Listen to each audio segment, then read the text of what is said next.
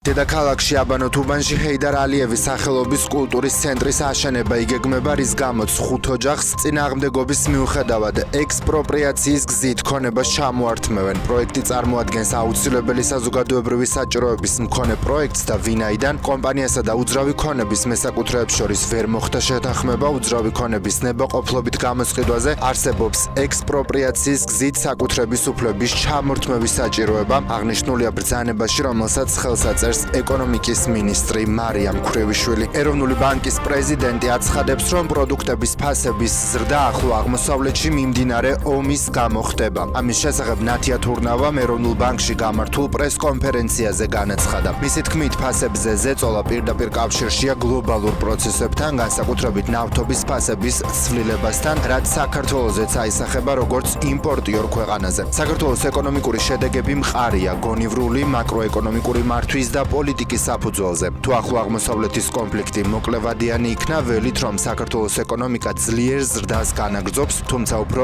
ზომიერი ტემპით. ამის შესახებ საერთაშორისო სავალუტო ფონდის მისიის ხელმძღვანელმა განაცხადა. ფინანსთა მინისტრმა ლაშა ხუციშვილმა თქვა, რომ ინვესტორთა განწყობას და ინვესტორთა მოლოდინებს საქართველოს ეკონომიკისადმი არაფერი არ განსაზღვრავს. მისივე თქმით, საქართველოს ეკონომიკის მიმართ ინტერესი ძალიან მაღალია. საქართველოში ამერიკის შეერთებული შტატების საელჩო ამბობს, რომ ამ ეტაპზე ვაშინგტონიდან თბილისში რაიმე ტიპის ვიზიტზე სათქმელი არაფერი აქვთ. ვიზიტი არ გვაქვს გამოსაცხადებელი, უპასუხა დიპლომატიურმა წარმომადგენლობამ რადიო თავისუფლებას. ამერიკიდან საქართველოში მოსალოდნელი ვიზიტის შესახებ გასული კვირის ბოლოს პარტია ქართული ოცნების ოფისში გამართულ ბრიფინგზე განაცხადა ევროინტეგრაციის საპარლამენტო კომიტეტის თავმჯდომარემ ლევან მახაშვილმა. ის საქართველოსა და ამერიკის შეერთებულ შტატებს შორის ურთიერთობების გადატვირთვის შესახებ საუბრობდა. მან ამ კონტექსტში მოიყვანა შეერთებულ შტატებში საპარლამენტო დელეგაციის ვიზიტის, ასევე სახელმწიფო დეპარტამენტის წარმომადგენლის საქართველოში ვიზიტის მაგალითი და სატელეფონო ზარი სახელმწიფო მდივან მარკო რუბიოსა და საქართველოს მთავრობის მეთაურ ირაკლი კობახიძეს შორის.